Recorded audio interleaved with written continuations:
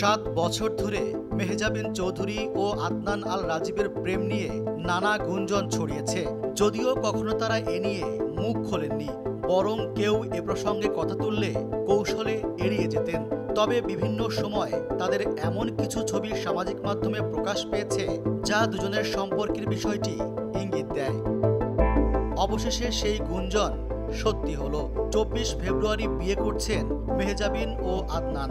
এর আগে 23 ফেব্রুয়ারি ঢাকার অদূরে একটি রিসোর্টে তাদের গায়ে হলুদ সম্পন্ন হয়েছে। সকাল থেকে শুরু হয়ে সন্ধ্যা পর্যন্ত চলে এই অনুষ্ঠান। 14 ফেব্রুয়ারি ভালোবাসা দিবসে বসুন্ধরা আবাসিক এলাকার একটি রেস্তোরাঁয় মেহজাবিন ও আদনানের বাগদান সম্পন্ন হয়। জানা গেছে কয়েকদিন ধরেই তাদের বিয়ের প্রস্তুতি চলছিল। গায়ে হলুদের দিন সব মিলিয়ে 250 জন আমন্ত্রিত অতিথি ছিলেন। তবে ছবি তোলার ক্ষেত্রে বেশ কড়াকড়ি আরোপ করে বর কনে পক্ষ। আমন্ত্রিত অতিথিদের উদ্দেশ্যে বারবার মাইকে ঘোষণা দেয়া হয়। এদিন মেহজাবিনের পরনে ছিল লেহেঙ্গা আর আদনান পরেছিলেন পাঞ্জাবি পায়জামা।